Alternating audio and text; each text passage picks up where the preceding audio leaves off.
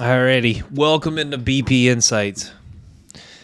So, got a lot I want to talk about. I think God wants every man to reach his best version of himself, right? I think that's clear. A lot of people have reiterated that, right? God wants every man to become the best man he possibly can be. We talk a lot about the deck of cards you're handed in life, right? Some people, what's interesting in the Bible is God talks about some guys born 5'5", a little bit shorter, maybe not the best looking, maybe not to an ideal parenting situation. Some guys would look at that as a bad deck of cards, right? But God talks about in the Bible, I forget exactly what he said, but he talks about he doesn't see that. The way he put it, he said that he doesn't really see that as necessarily a disadvantage for a man. You got to think, however you're born in life as a man, every man's battling something. Every man's going to deal with problems. Every man's going to deal with adversity. Every man's going to deal with ups and downs. Honestly, God's just rooting for you to, through all the obstacles, through the ups and downs, how you're born, in what situation you're born. God's just rooting for you to become your best self. Setting aside, well, not necessarily setting aside, but with those things in mind, right? Every man's dealing with something. We talk about why you need God, because every man's chasing something. And if you start chasing the wrong things, eventually, then you can you can really lead down a deep path where you find yourself getting a little too close to evil.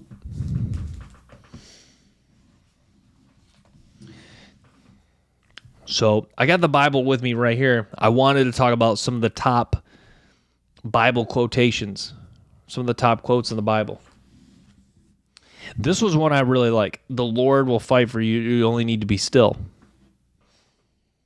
This kind of goes along with, I forget if it was the exact quote from God or if it was from Jesus, but talked about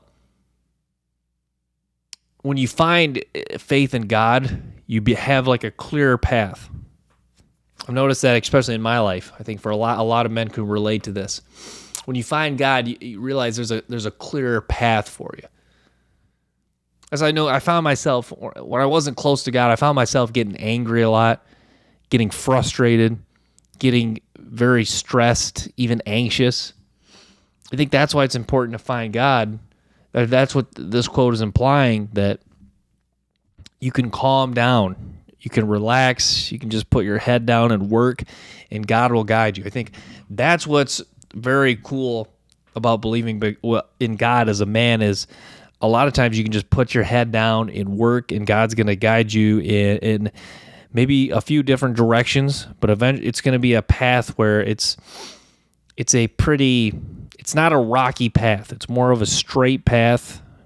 May have a few obstacles along the way, but it's a clear path, and eventually it's going to get you to ideally where you want to go, meaning most likely the man you want to be.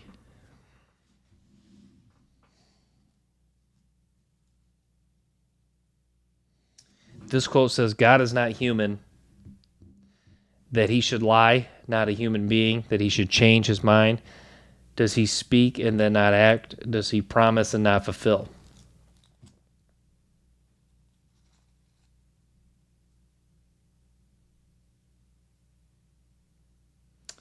That's interesting. I actually don't even understand fully the full extent to that quote. But I do like the quote. This quote reminded me of the quote where God's foolishness is still wiser than any human foolishness, and God's strength or God's weakness is still way stronger than any human's weakness. I think it's hard to put into perspective how powerful God is. He's very powerful. You're talking about a lot stronger Son, Holy Spirit, God. I'm talking about a presence that's a lot stronger than people even realize. This is a quote that a lot of people talk about. Love the Lord your God with all your heart and with all your soul and with all your strength.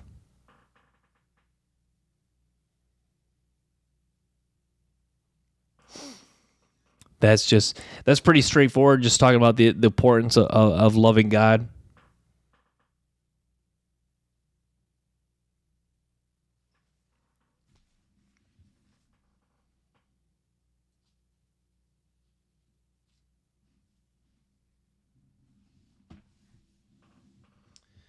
But yeah, I talked about this on TikTok. I want every man to win.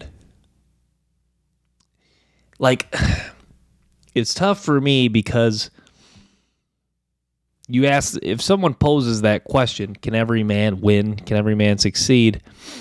The obvious answer to that question is no. But wouldn't that be cool? Like, I guess it's kind of hard to define, people, it's hard to define exactly what a man who's winning now is. It can mean different things to different people, right? What exactly a man who's winning.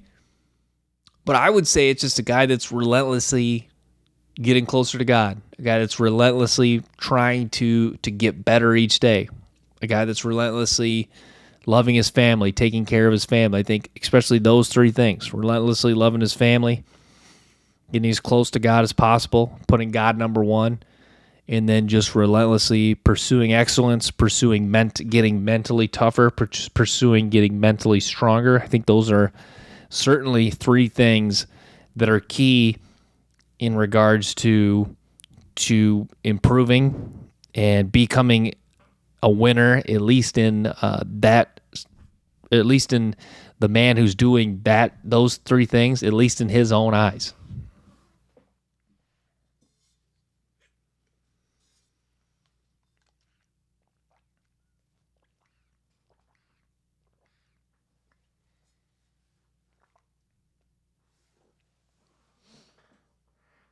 It is cool how much God loves every human on earth. It is cool. He wants to see every man reach his best. Why wouldn't they? That's the thing. I think that's really the mindset you have to have as a man. Like each day I wake up, Jesus talks about taking one day at a time. Each day I wake up and you say, how do I pour everything I have into each given day?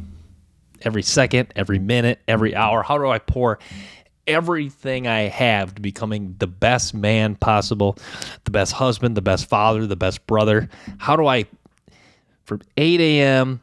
till 10 p.m., if that's the waking hours, if those are the hours you spend awake, how do I pour everything I have into those hours? How do I do that? Well, I think this goes along with, I was talking about this the other day. Every man knows what he's supposed to be doing. Every man knows what he needs to do to improve. I think that's why a lot of guys are struggling, is because they're not doing what they're supposed to be doing.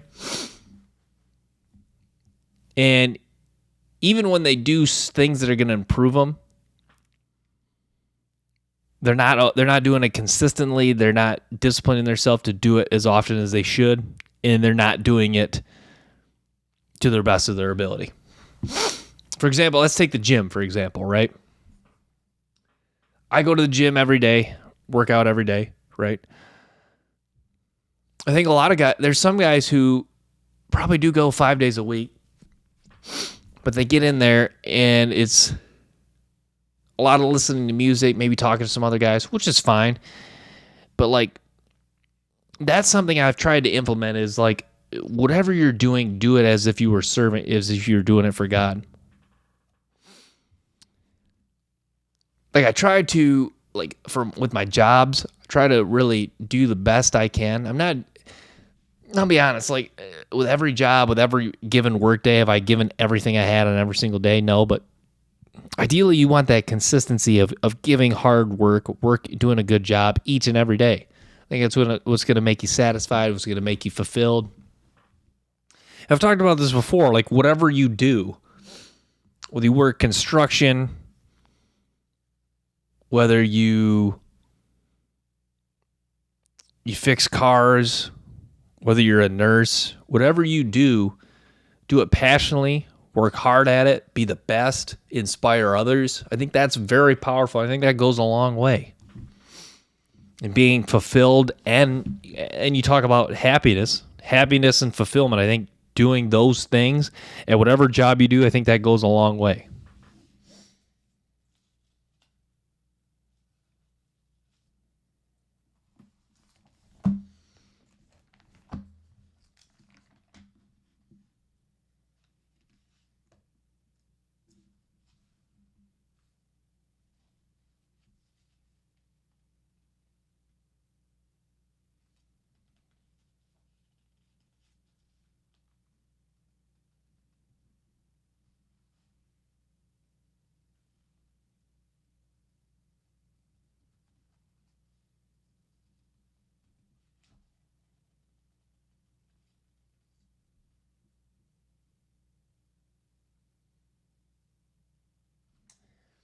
Whoever is kind to the poor lends to the Lord, and he will reward them for what they have done. Yeah, it's important to be kind to the poor. I think it says a lot about you as a human being, being good to the less fortunate.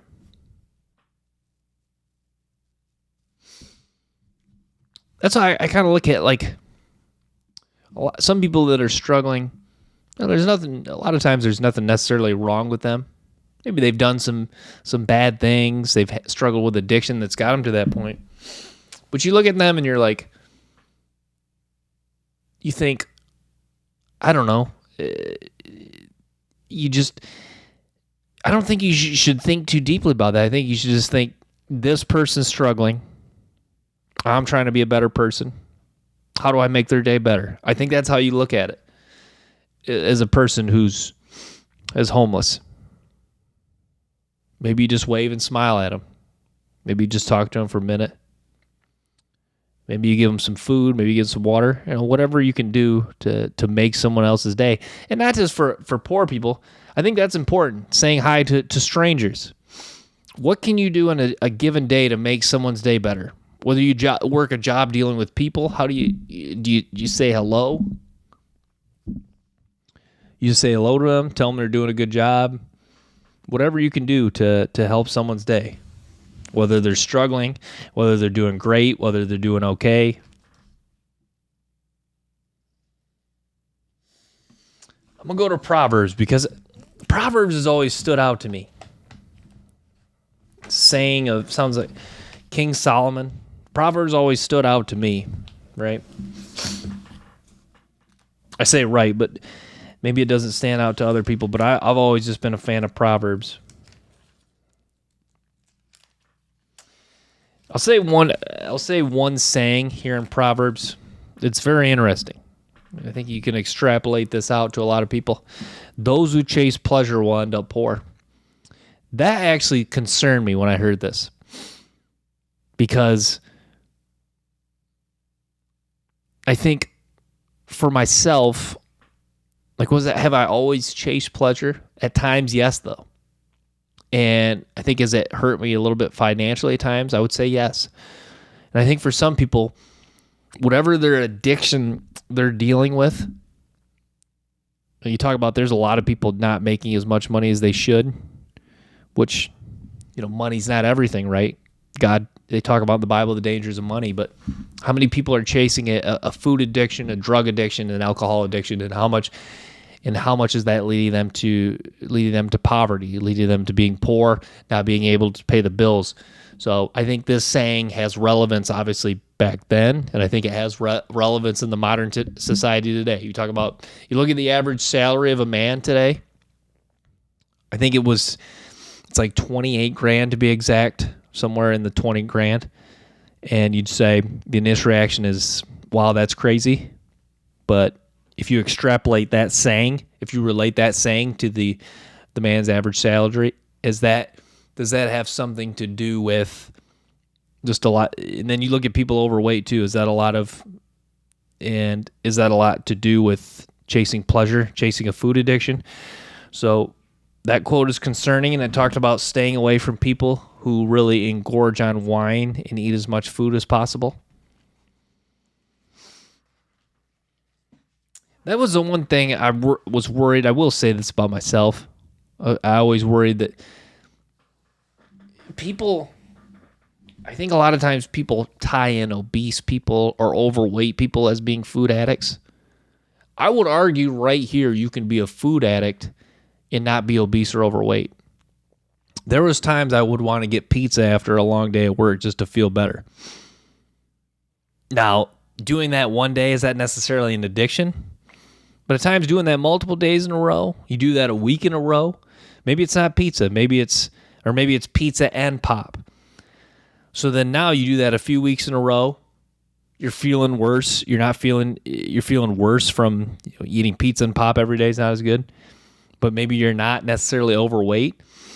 You'd say, well, I'm not necessarily overweight or obese, but you're thinking like, you've established maybe a slight addiction there. And maybe it's not controlling your life, but it's hindering your health. And if you continue on it, could really hinder your health for the foreseeable future. So that's the thing. I think a lot of people, I've even said that before on TikTok, I think a lot of people tie in a food addiction with obese people and overweight people. But there's an argument to be made that you can be a food addict and not be overweight and not to be appear to be too unhealthy, but maybe you are heading down a path where you're getting unhealthy and you may soon be unhealthy. So it's an interesting thing to think about.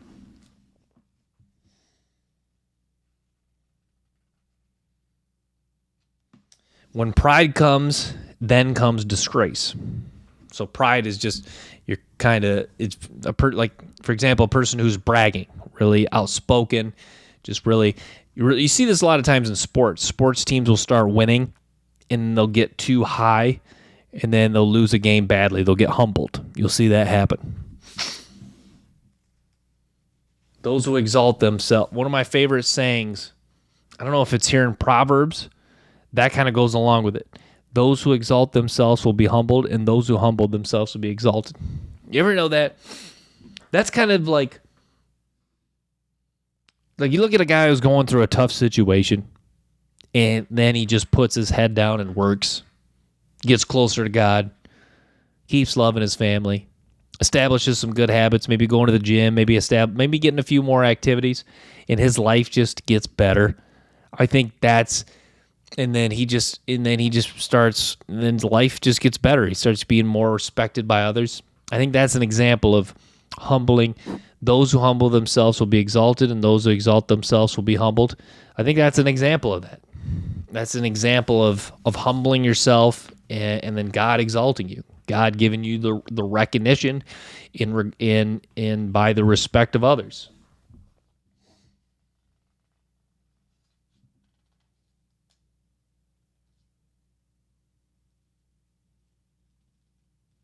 Wealth is worthless in the days of wrath, but righteousness delivers from death.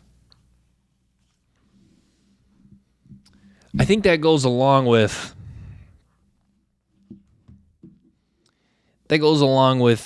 maybe a person who's chased money their whole life, not had a relationship with God, and they're on death's door. Now you're saying, was making all that money worth it then? I don't know. Because if you don't, and that ties in with, if you don't have God, what do you have? Some other guys have talked about that before. If you don't have God these days, what do you have? That's what's tough. I think that's what got me closer to God. I'm thinking, I'm working hard. I was born in a good family. I feel good. I'm lifting every day. I'm eating healthy. I think, I heard a near-death experience once, and this guy, and God was telling him, I've been waiting for you to turn to me. I'm thinking like, I related to that because I was thinking like, I'm eating healthy. I remember for a long time I was thinking like, there's got to be a way to feel better. And then I also think like, what's missing from my life? It's like I'm turning to this, I'm turning to that. Yeah, I'm feeling better. Yeah, I'm feeling better. I'm looking better.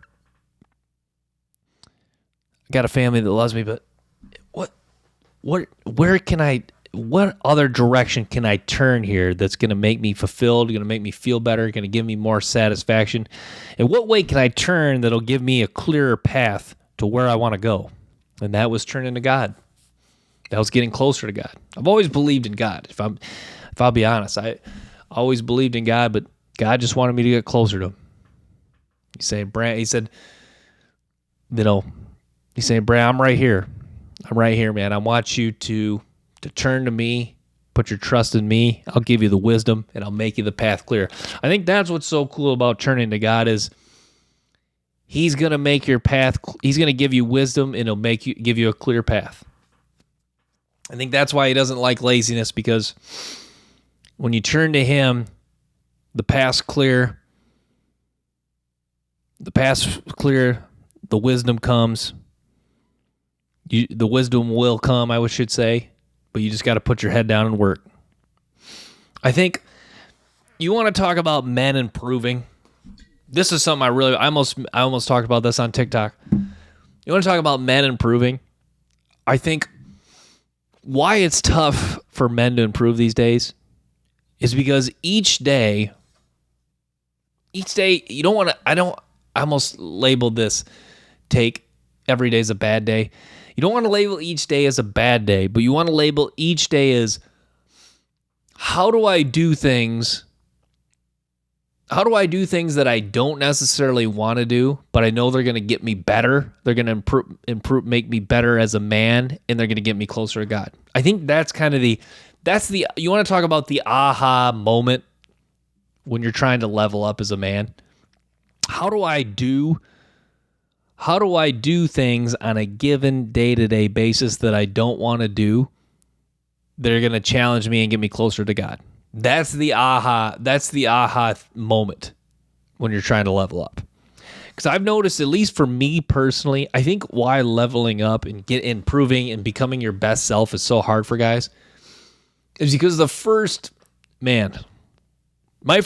some guys, it might be the first year, maybe 6 months, it might be a year, where it's going to be like, you got to be doing stuff like, if you've established habits of seeking comfort, eating bad food, like for me, it was a lot of just seeking comfort. If you've established those habits for years, it may be at least 6 months to a year before you to get yourself out of those habits, which is tough.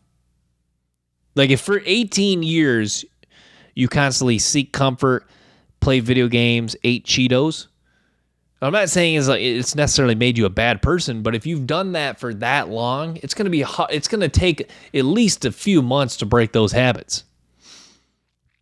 Like you got to think, I had this conversation with my dad. I was like, why are some men on just an upward spiral? Well, you look at some guys who just every day they're doing things that are going to get them better. And you talk about, that's the thing. Yes, bad habits have momentum. Certainly, but good habits have momentum as well. Like if you go to the gym every day for the next 3 weeks, you could potentially be establishing a habit.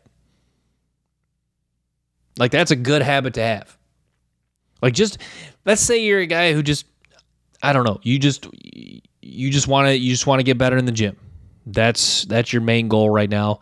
Hopefully you have God. Hopefully you've established a relationship with God. But let's say right now, hypothetically, there's one guy out there. He wants to get better in the gym. He wants to get stronger. He wants to get in better shape. He wants to feel better. If he takes the next 3 weeks to go to the gym, if he takes the next 21 days to go to the gym every day, I think that's gonna take long. That's gonna give him big strides forward.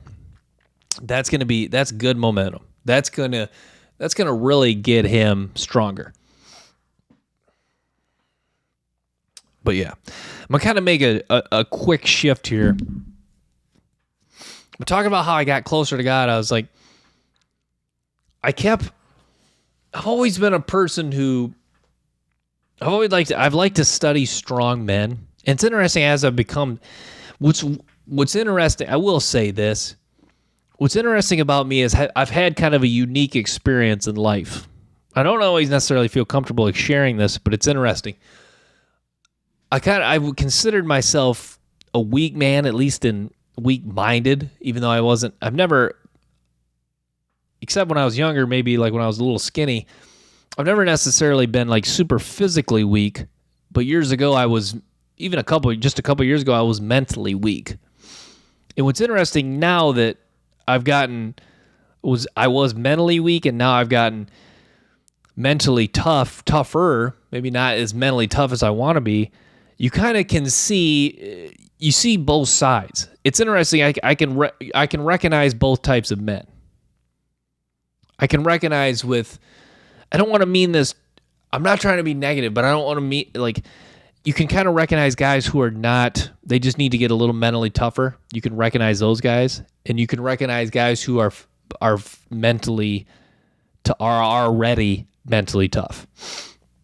It's funny how you can notice that. And other guys have talked about this before. Like if you're a good person, a lot of times you think everyone's a good person, right? That's what's interesting. Being a guy who, like, that's a lot of the times that the people that teach people about making money the best people at teaching people how to make money are people that were very broke and got very rich, right? Because you've seen both sides.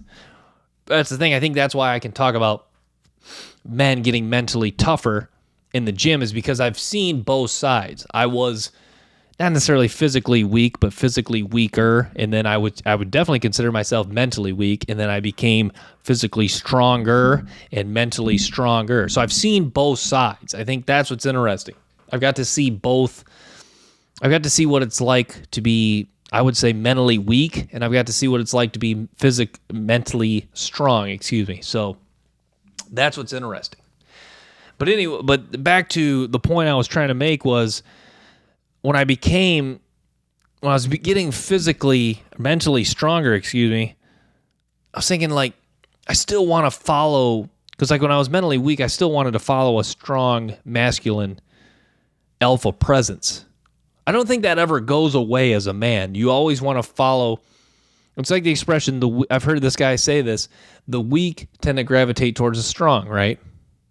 That's why feminine women love to gravitate towards masculine men, right? So in that case, I was still looking for an alpha presence to follow, and it turns out that presence was God. I just remember there was one night I just picked up the Bible and started reading. I just picked up my Bible and I started reading. I'm thinking, God's an alpha male, right? Jesus was an alpha.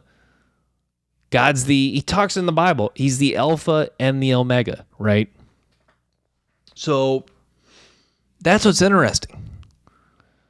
God is the ultimate. You look for someone to follow, God is the ultimate alpha male. Creator of all mankind. If you're looking for someone to follow, I think that's why a lot of people are struggling, because everyone's looking for somewhere to turn, right? But I think the way to turn is where to turn to is right in front of you. It's right here. It's reading your Bible. It's learning about Jesus, how Jesus impacted people. It's getting closer to God. I think a lot of times, that's what's interesting in life. A lot of times the answer is right in front of you. But I don't know if this is true, because I asked God to speak for me here, but I think a lot of people, the answer's in front of them, what they need to do. But I think God will take them down different paths to try to see if they can find the answer for themselves, and can they extrapolate lessons for themselves to grow along the way. But yeah, I'm happy that I've established a close relationship with God. That's why I wanted to do this podcast, is because, and That's what's funny about this podcast. You talk about the answer. God's right in front of you. That's the answer. I wanted to do this podcast, right?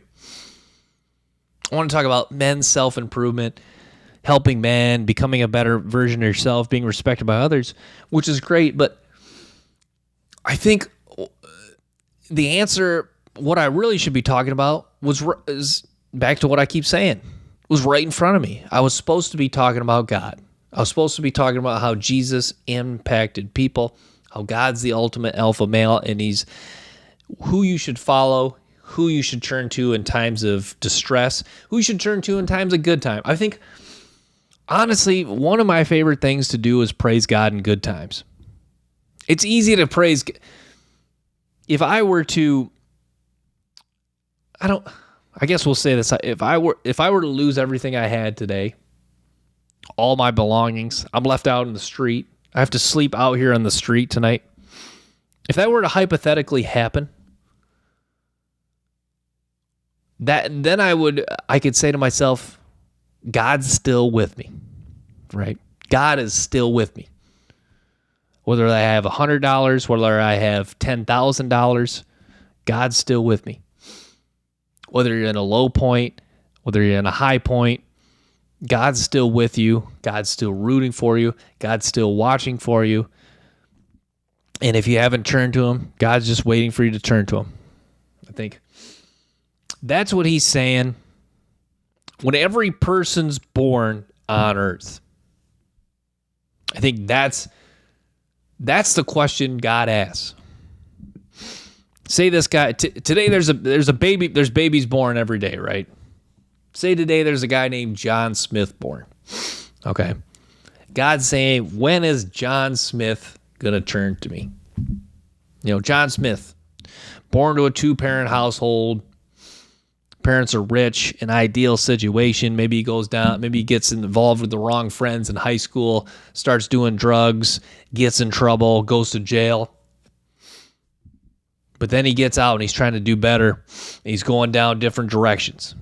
I think that's when God's not just saying that at that moment, but that's really when God's saying, when's John Smith going to turn to me? When is he going to turn to God? When's he going to pick up a Bible? When's he going to have that moment where he's saying, I don't know where else to turn. Let me pick up a Bible. Let me turn to God. Let me learn about Jesus. Let me learn how he impacted people. I think that's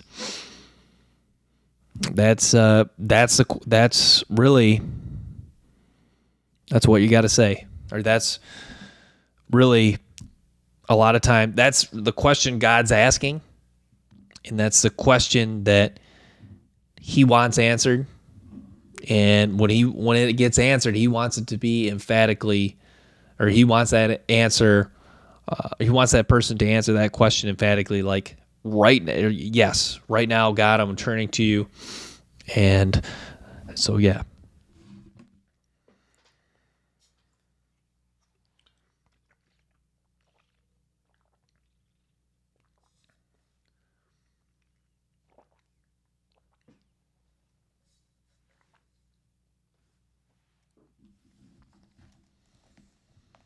But yeah, that was powerful when I heard the God is always with you. That was very powerful when I heard that.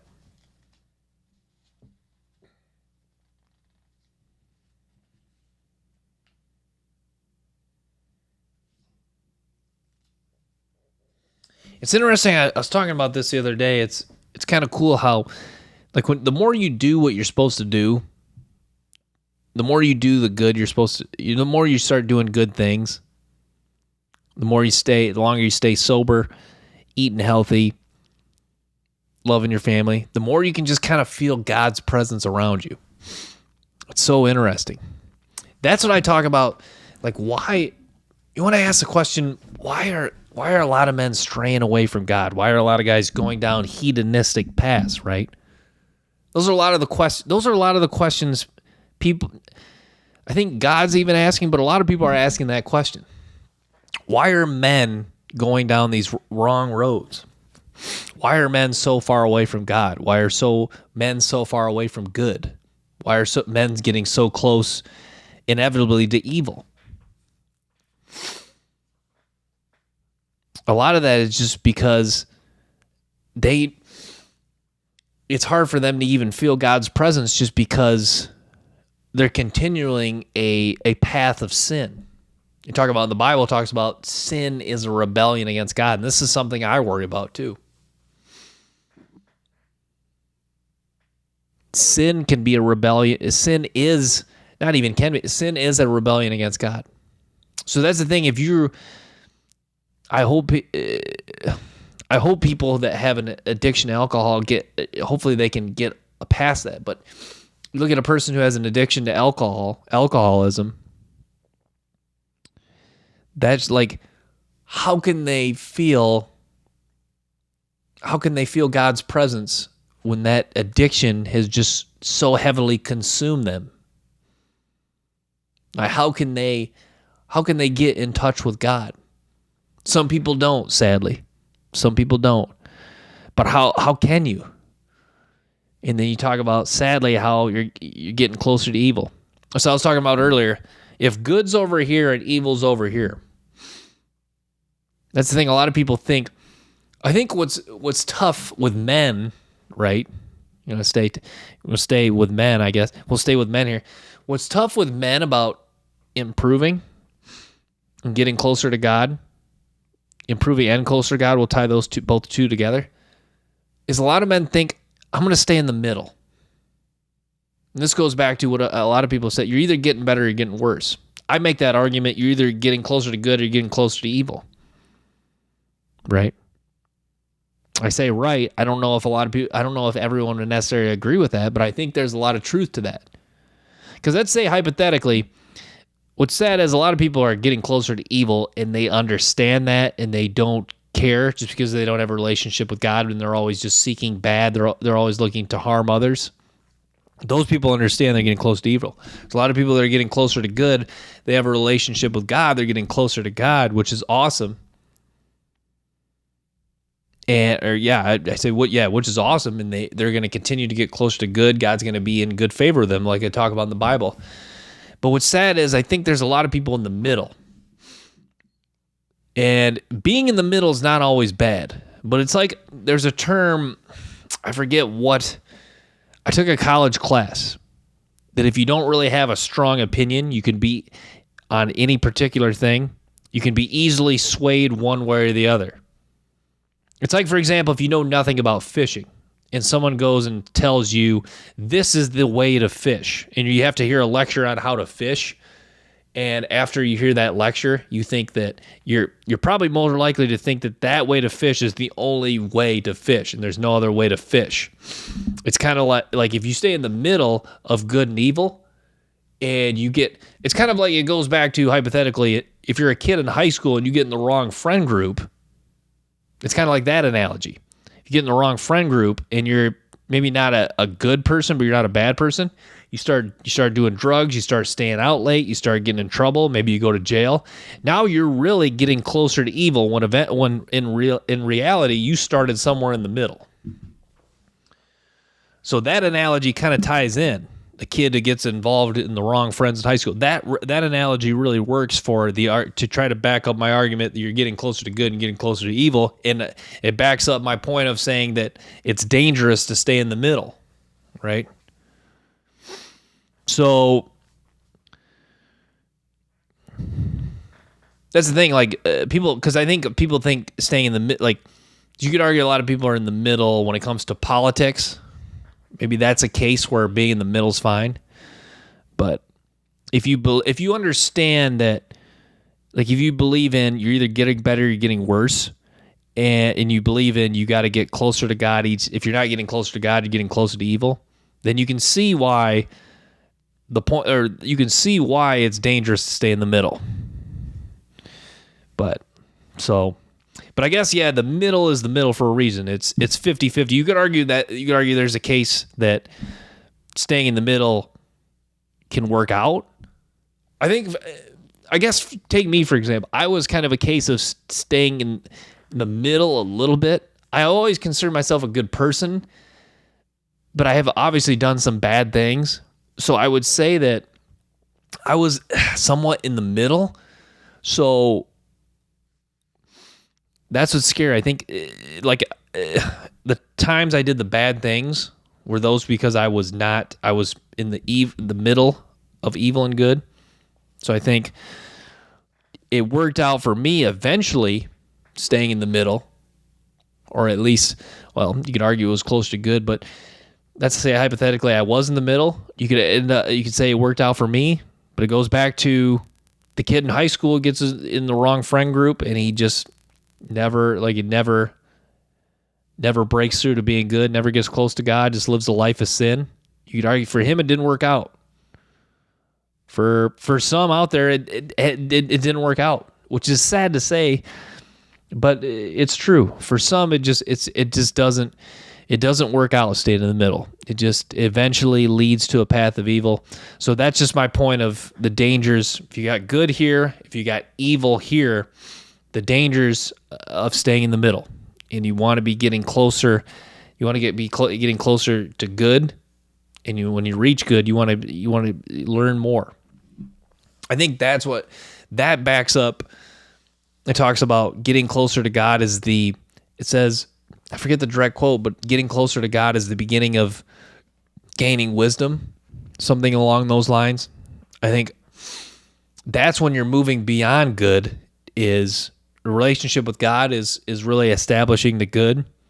And then beyond that is just the relationship moving forward where you just continue to feel his presence and you continue to become wiser, learn things. Then you start helping other people. Then you start inspiring other people to get closer to God. That's where the goodness is continuing to spread and you're taking it to another level. And you're really, at this point, you're really far away from evil. I think that's what's so critical about getting close to good and just establishing so many habits. You talk about, this ties into like establishing habits, why it's so important to continue to establish habits of being good. Because at that point, you're very far away from evil. That's what you want to talk about. The flip side of this, you want to talk, back up another argument why it's dangerous to stay in the middle. I would argue that if you're somewhere in the middle, that the devil tempts you the most. Now, I don't have reason to necessarily back this up, but I think there's some validity to this argument. Because, like if you talk about, like, if you're a guy who just born to a bad situation, lives a life of sin, and dies just living a life of sin, just a bad life, the devil probably didn't necessarily tempt that guy a whole lot because the devil knew, sadly, that he was far away from God. As sad as it pains me to say, the devil didn't really need to tempt him because he was just headed towards you don't necessarily want to say he was destined for a life of sin, but his actions were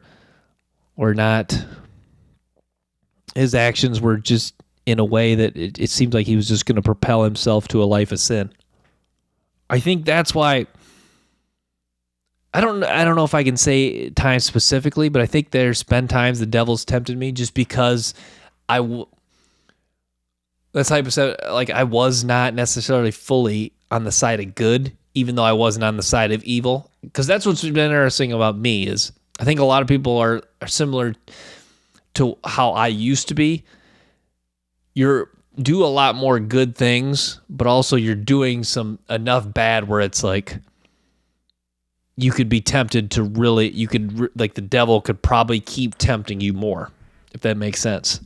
So that's what's important to get to good and then continue to do more good things and not just get to good and be satisfied, where you can start kind of getting back to the middle and then worst case, getting closer to evil. So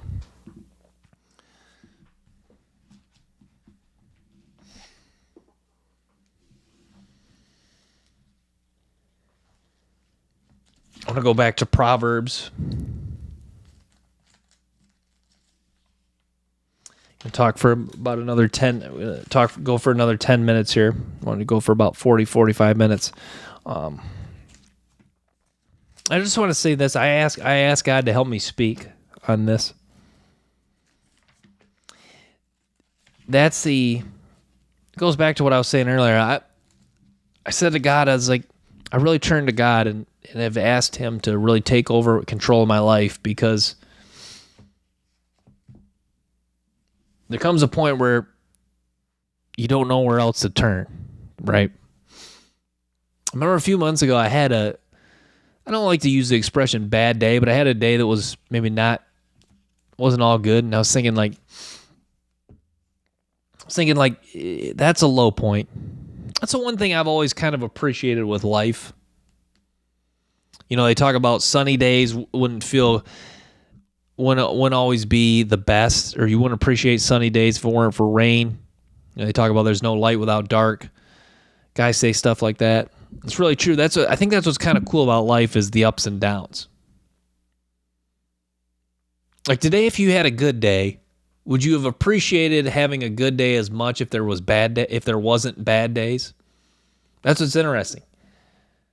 That goes back to the argument, does God need the devil? I don't know. That's kind of the $1 million question. Does God need the devil? It's the ultimate rivalry, right? God versus the devil, good versus evil. God's always in control, right? He's always in control. But it is a battle. And it's a battle. I think what's cool about God is he understands that there's a battle, but he has the wisdom and the confidence that he's always going to win eventually. I think that God, you talk about God's strength is stronger than any man. God's confidence is more confident than any man. He knows he's going to come out with a win in the end. This is an interesting analogy. If you're a sports fan, I think you can relate. I think God's rooting for you. I think God understands where you're going to go in life. I think a lot of times he knows I think what's cool, well, I'll put it this way. I think a lot of times he knows when you're going to turn to him. He's just watching it like you watch like a replay of a sports game, for you sports fans out there. And he's just kind of just enjoying the ride. He's saying, this guy, John Smith, he turns to me at age 24. He's going to go through some ups and downs. He turns to me at age 24, but I'm going to watch how his life plays out. I'm going to be there for him in the highs and lows. And when he turns to me, I'm going to be super excited. I'm going to be very excited.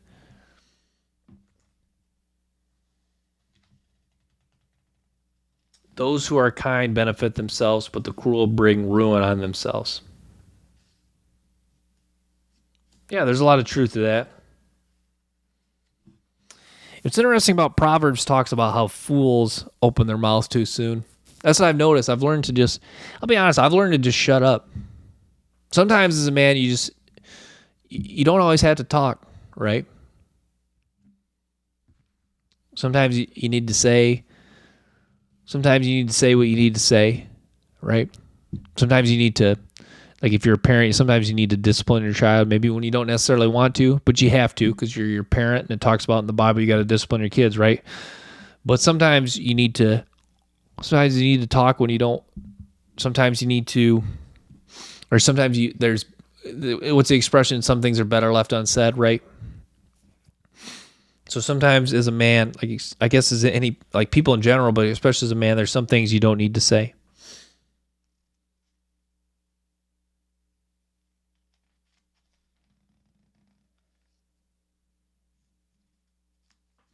Yeah, it talks about the dangers of not being good to your family.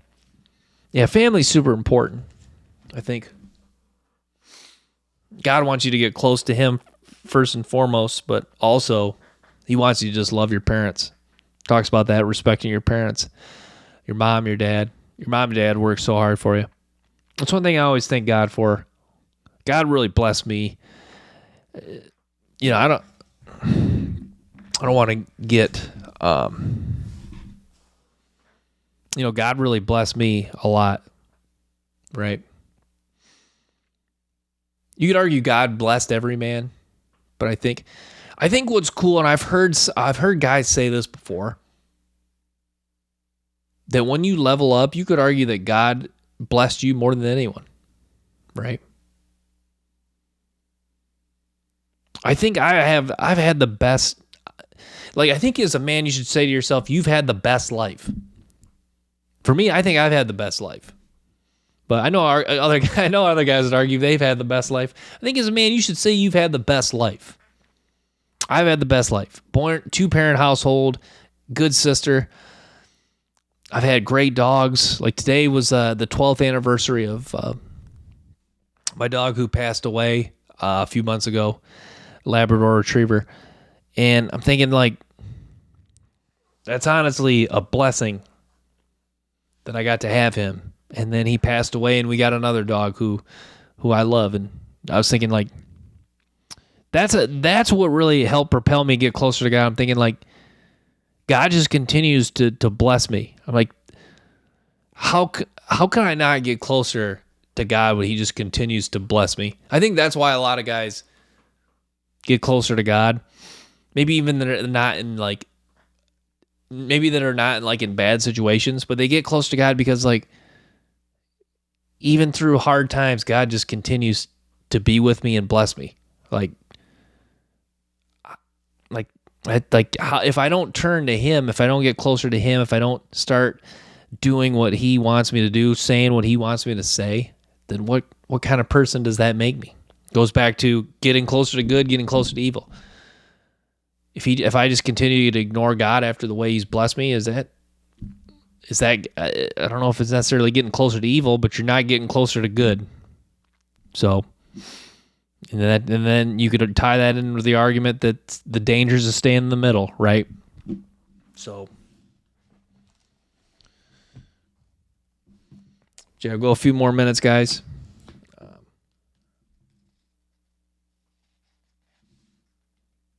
Those who trust in the riches fall, but the righteous will thrive like the green leaf. Whoever loves discipline loves knowledge. That's so true in my life. I've always been a fan of discipline. There's a lot of things you can learn along the way. Discipline yourself. That's the thing. This goes back to, I want to make this point before we're done. How I've learned and grown as a man, I think this is how a lot of guys grow and learn as a man. It's like just living life. That's what's... I'm going to try to make this point as positively as I can. I think that's why a lot of guys are struggling, is because, I guess I'm not going to be negative here, but that's why a lot of guys are struggling, because they're not it's not that they're not living life, but they're not fully living life. And what I mean by that, is today, if you're a guy who goes to work for 8 hours, say you work a hard job, but then you come home, you just watch TV, eat Netflix, you don't get closer to God, you don't do a gym session, you don't do anything to challenge you, you don't talk to your family, ask them how their day was. Like, you just, 8-hour work, and then it's Netflix and Cheetos. Do you necessarily, it's not necessarily a bad way to live, but are you learning about yourself doing that? Are you growing? You could argue that the 8 hours at work, you grew in that time, but think about how much more growth if you came home from work and those 4 or 5 hours you were reading your Bible, you were speaking the word of God, you were networking with another man, you called your buddy, you called your mom, you gave your mom a hug, you went outside, you played with your dog, you did something to challenge you, you read a book, you started your business. Think about how much more that would propel growth in you within those extra 4 or 5 hours, as opposed to just those 4 or 5 hours watching Netflix and eating Cheetos. So it's something interesting to think about. But yeah, thank you guys for the support of the channel. Awesome growth on TikTok. Just get closer to God. Eat a clean diet. Get good sleep. Get closer to God. Those three things go a long way in a man's life. Getting closer to his family. Clean diet, good sleep, getting closer to your family, and then God number one, first and foremost. Those 4 things, super powerful in a man's life. So I'm going to wrap with that. Thanks for tuning in, guys. Stay tuned for more episodes and clips. Till next time, peace.